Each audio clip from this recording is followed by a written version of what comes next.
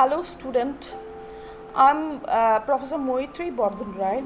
Today I'll give a lecture on the political philosophy which has been developed in the world with holding the hand of the historical situation of the circumstance. Now we must have a clear idea about the philosophical discussion which has been brought into existence. It is totally time bound, and it is not possible for a philosopher to come out of the situation which they had been witnessing all the time whenever they are handling with the philosophical discussion. So if we normally the history of the political philosophy,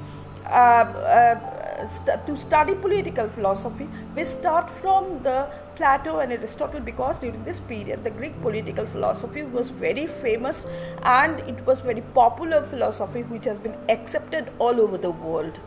Now, side by side, there are also Roman political philosophy, but normally it did not get so much of popularity as compared to the Greek political philosophy, and that's why we start our studying from the concept of Socrates, then his student Plato, and then his student Aristotle. So these are the three Greek political philosophers who dominated the political philosophy of the world, and based on their ideology, later on all other philosophical discussion has been adopted. Now, though I have told you that during the birth of a political philosopher in a particular surrounding normally help him to develop the political philosophy of the time, and as a result of which we can find a reflection of the historical incidents and its correlation with the political philosophy of the time. But one has to be very clear about all the philosophers have got their own concepts which have been to some extent different from the concepts of the social system which was in operation during this time. Say for example, whenever we speak of the Plato, we speak of Socrates rather, we would say that he was the first person who developed the theory of citizenship.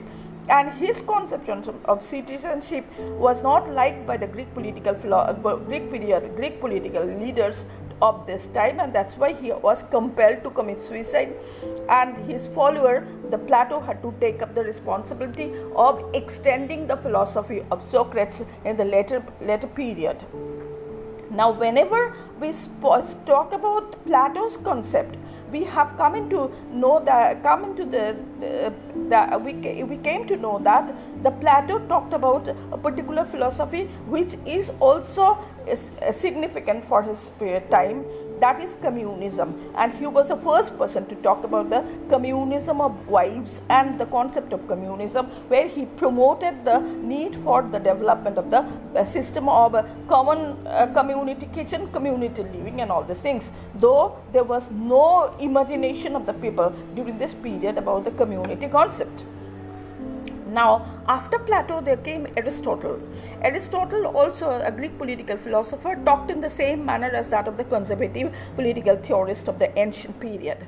But importantly, Aristotle also talked about the two forms of government, the good and the bad, and he was the first person to realize that whenever a political authority is entrusted to a particular person for a longer period of time, he would bring into existence a perverted form of government where his interest will reign supreme over and above the interest of the people of the country. And that's why he had divided the political system into two parts. One is a good and the perverted form of government. Now, after Plato and Aristotle, the dominance of the political philosophers, Greek political philosophers, is not observed in the history of political philosophy.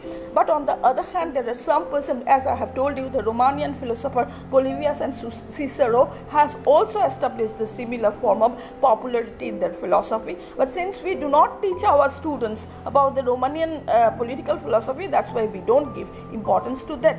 So whenever we speak about the ancient political philosophy, mostly we concentrate on Plato and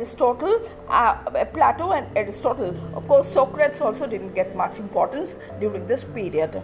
Uh, Now, after the ancient period, there is a transition period in between the ancient and the modern, or we can say that it is the ancient and the medieval period. And during this transition period, there are some political philosophers who have come into being for the purpose of establishing the political hegemony over the political system. One is Michael Bakunin, then there are Jeremy Bentham, then there are Isa Berlin, then Edmund Burke, who talked about the France Revolution.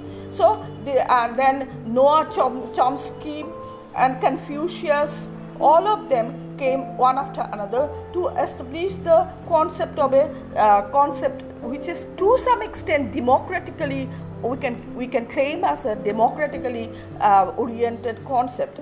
Now, then came Michel Foucault. So this is the transition period. It is a period from we are moving towards a medieval concept, and Michel Foucault talked about the madness and all these things, about the women's madness, then modern concept of power and all these things he has discussed. After that, there came Hegel. Hegel was also a person who was born into the transition period, and he was famous for his concept of idealism and dialectic, or the scientific method of evaluation of the society. Then after that came to Thomas Hobbes. Thomas Hobbes was born in the transition period, also born in the transition period, sometimes in the 1200 after AD. And then he also spoke about the enormous power of the state, but he was famous for his social contract theory. Then there are the political philosopher known as Thomas Jefferson, then Thomas Paine, or some of them are American political philosophers, some of them are from the British European political philosophers. Now then came Immanuel Kant, who also spoke about the civil society. Then Peter Kropotkin, who talked about anarcho-communism. Then came the 17th century. He is the particular person who can be called as the initiator of a shift from the medieval, modern to the old, ancient to the medieval. That is John Locke, and he talked about the representative government. He questioned the authority of the king by raising the issue of democratic system of government. Now after him there is Machiavelli. He is also a particular person who can be called as the as an initiator of Renaissance in the society, and he also brought into existence a republican form of government. There are James Madison, Herbert Marcuse, all of them from American political philosophy during this period, who talked about the democratic form of government too. Now, interestingly, with the birth of Karl Marx, we see that there is a deviation from the political philosopher to the political philosophy to the political science or scientist. Karl Marx, as we know, he is famous for his philosophy of communism, and he was called the political scientist because he was talking about the practical use of the particular system of government, and depending on whom it is it is Lenin who has brought into existence communism in United Soviet Socialist Republic. So he is the initiator of the scientific concept of philosophy in the international scenario.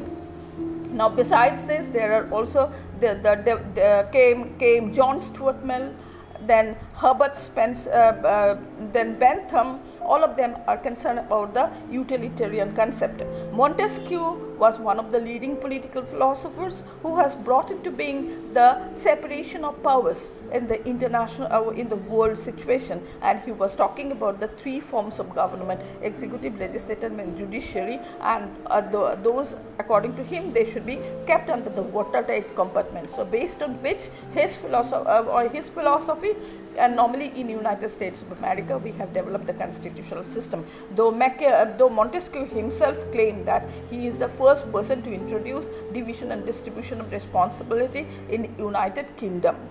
Now, then comes the John Rawls. They are the modern or postmodernist who proposed about the distributive rights of the people and distributive justice, and also then Robert Nozick, who talks about the individualism. Then comes Thomas Paine. All of them are concerned about the political philosophy of a modern, based on the modern concept, and which are followed in United States of America. So I would stop here today, and I would request you to make a chart depending on the information that I have given to you, and divide your chart into three parts. One is the modern, another one is the medieval, and another one would be the ancient. So these three parts should consist of the political philosophers and their ideology. So if you prepare this, then it would be easier for you to understand the political philosophy of the different